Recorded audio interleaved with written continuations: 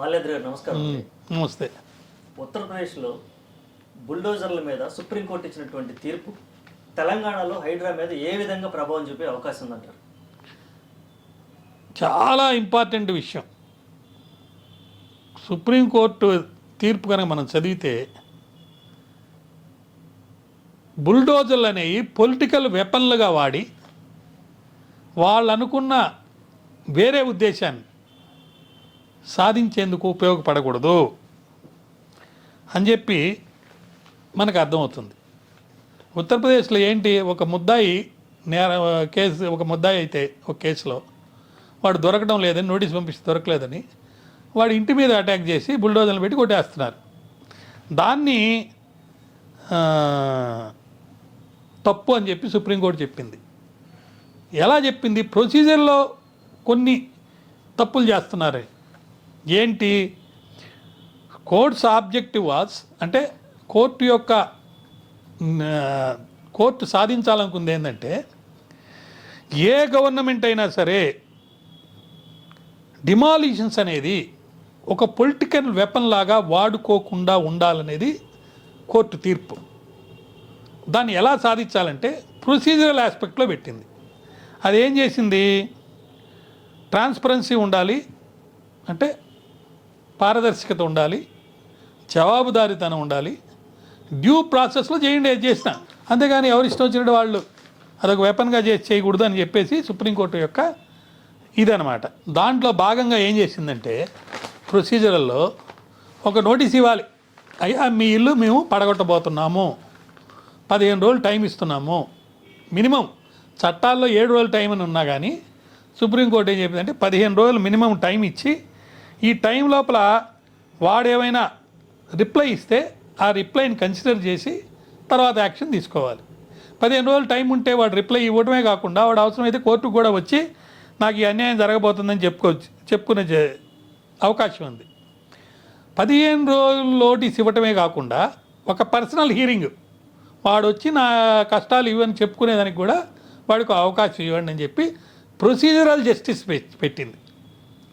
ఇది ఉత్తరప్రదేశ్లో యోగి ఆదిత్యనాథ్ గవర్నమెంట్ మీద ఒక చెంపపెట్టు. ఒకవేళ ఆర్డర్ ఇస్తే, ఏది నోటీస్ ఇచ్చిన 15 రోజుల తర్వాత పర్సనల్ హీరింగ్ అయిన తర్వాత డిమాలిష్ చేస్తాము అని ఆర్డర్ ఇస్తే దాని మీద అప్పీలుకు పోయే అధికారం కూడా పార్టీకి ఇచ్చారు.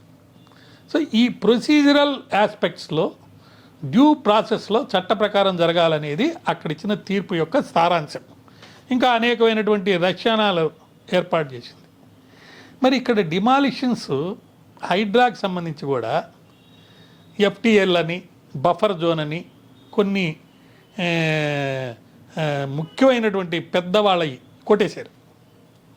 తర్వాత సామాన్యులు కూడా కొట్టేశారు. ఇప్పుడు మూసీ నది విషయంలో అసలు హైడ్రా అమలుకి జరగకపోయినా కానీ, హైడ్రా అమలు సరిపోయేదానికి లేకపోయినా కూడా జనంలో ఒక ఫీలింగ్ వచ్చేసింది. బుల్డోజర్లు తీసుకొచ్చి హైడ్రా అధికారులు మూసీ నది మీద ఎఫెక్ట్ చేస్తారని. కానీ గవర్నమెంట్ ఏం చెప్తుంది? మూసీ నది విషయంలో మేము ఆల్టర్నేటివ్ అకామిడేషన్ చూపించి వాళ్ళతో చర్చలు జరిపి వాళ్ళు అంగీకరిస్తేనే వాళ్ళని బయటికి పంపించి చేస్తామని కూడా చెప్తుంది. అయితే దాన్ని ప్రతిపక్షాలు ఒప్పుకోవటం లేదు. ఇప్పుడు సుప్రీంకోర్టు తీర్పు ఇటు మూసీ నది విషయంలో కానీ, హైడ్రా చేయబోయే చర్యల మీద కానీ, ఈ రెండిట్లో కూడా అమల్లోకి వస్తుంది. ఒక పొలిటికల్ వెపన్గా బుల్డోజర్లు పెట్టి వాళ్ళు అనుకున్నది వేరే ఉద్దేశాన్ని సాధించేదానికి లేకుండా ఈ ప్రొసీజరల్ ఆస్పెక్ట్స్ గార్డ్స్ అనేవి ఇక్కడ పెడుతున్నారు. కాబట్టి మరి ఎఫ్టీఎల్ ఏరియా ఎంత, బఫర్ జోన్ ఏరియా ఎంత, ఏ డిమాలిష్ చేయబోతున్నారో ముందుగా నోటిఫికేషన్ ఇవ్వటం, ఆ నోటిఫికేషన్ దానికి ప్రాతిపదిక ఎట్లా, ఏ సంవత్సరంలో ఉన్నటువంటి ఆక్రమణలు కానీ లేదా కన్స్ట్రక్షన్స్ కానీ, లేదా గవర్నమెంట్ పర్మిషన్స్ ఇస్తే కట్టుకొని నివసిస్తూ ఎన్నో సంవత్సరాల నుంచి అనేక రకాల ట్యాక్సులు కట్టే వాళ్ళని కూడా డిమాలిష్ చేసేస్తారా, లేకపోతే వాళ్ళకి ఏమైనా ఎగ్జంప్షన్ ఇస్తారా? ఇవన్నీ కూడా చట్టరీత్యా డ్యూ ప్రాసెస్లో జరిగే విధంగా ఈ సుప్రీంకోర్టు తీర్పు ప్రకారం ఉంది. కాబట్టి ఇప్పుడు మళ్ళీ హైడ్రా ఏదో ఊర్లో స్టార్ట్ చేయబోతున్నారటగా మనకు తెలుస్తుంది. ఖచ్చితంగా ఇప్పుడు హైకోర్టులో కూడా ఒక తీర్పు వచ్చింది.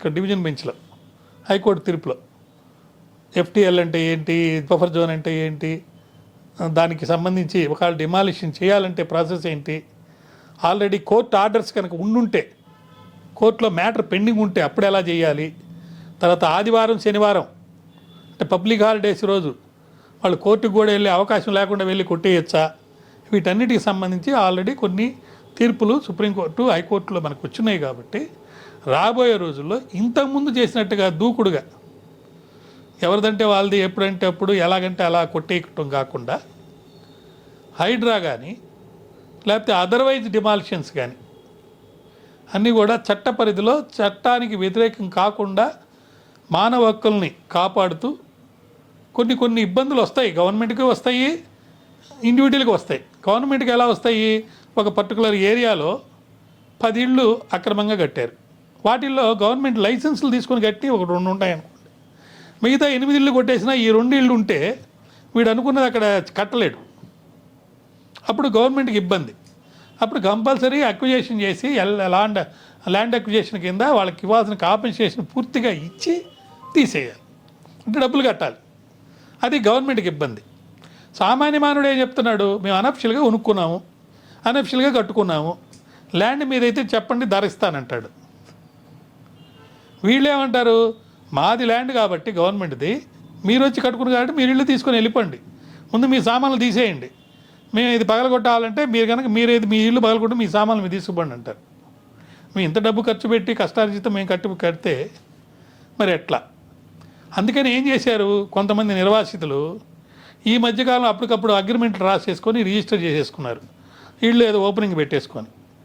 హౌసెస్ కనుక ఆక్యుపైడ్ అయి ఉంటే మేము కొట్టేయం అన్నట్టుగా వీళ్ళు ఒక పాలసీ తీసుకొచ్చారు.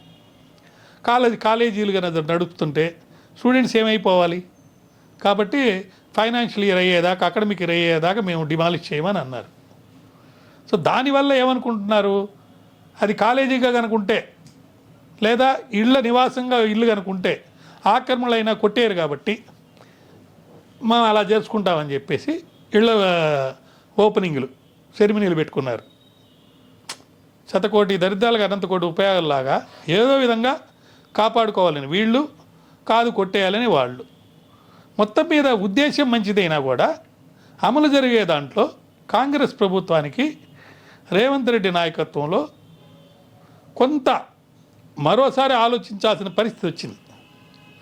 అందువల్ల వీళ్ళు పునరాలోచన చేసుకొని ఒక యుద్ధ ప్రాతిపదికన కాకుండా ఇటు అక్కడ ఎలక్షన్స్ అప్పుడు, ఆ ఎలక్షన్స్ కూడా రేపు 23వ తారీఖు అయిపోతాయి కాబట్టి ఆ ఎలక్షన్స్కి అనుకూలంగా ఇక్కడ డిమాలిషన్స్ కొంత ఆపి సంక్షేమ పథకాలు నడపడంలో వీళ్ళు కార్యక్రమాల్లో మునిగున్నట్టుగా చేసుకొని రేపు 23 అక్కడ ఎన్నికలు అయిపోయిన తర్వాత ఇక్కడ మళ్ళీ వీళ్ళు చెప్పే పథకాల ప్రకారం అది గుజరాత్లో మోడీ చేసినట్టు ఇక్కడ నేను కూడా మూసీ నది విషయంలో కాంప్రమైజ్ కాకుండా చేస్తాను, ఎవరైనా చట్ట వ్యతిరేకం చేసినా అడ్డం వస్తే వాళ్ళ మీద బుల్డోజర్లు కూడా పంపిస్తాను వాళ్ళు అంటున్నారు. పేద ప్రజల కోసం మేము బుల్డోజర్ల మీద మా మీద పోయినా కూడా పర్వాలేదని బీజేపీ వాళ్ళు అంటున్నారు, బీఆర్ఎస్ వాళ్ళు అంటున్నారు.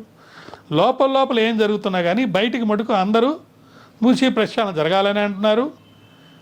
చెరువులు కొంతల ఏరియాల్లో వరదలు రాకుండా ఎఫ్టీఎల్ ఏరియాలో అక్రమ నిర్మాణాలు లేకుండా ఉండాలి అని వీళ్ళు అంటున్నారు.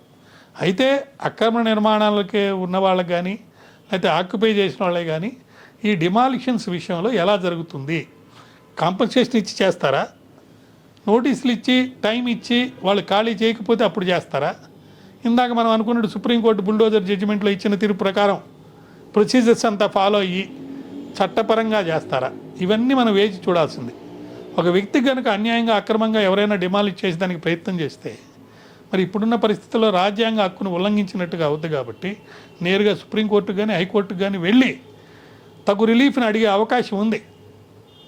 దాన్ని వాళ్ళకి రక్షణగా మరి చట్టాల్లోనే చెప్తున్నారు. కాబట్టి మనము 23 తారీఖు ఎలక్షన్లు అయిన తర్వాత వీళ్ళు టేకప్ చేసే ప్రాసెస్ను బట్టి అందరికీ ఆమోదయోగ్యంగా న్యాయంగా జరుగుతుందని ఆశిద్దాం. నమస్కారం.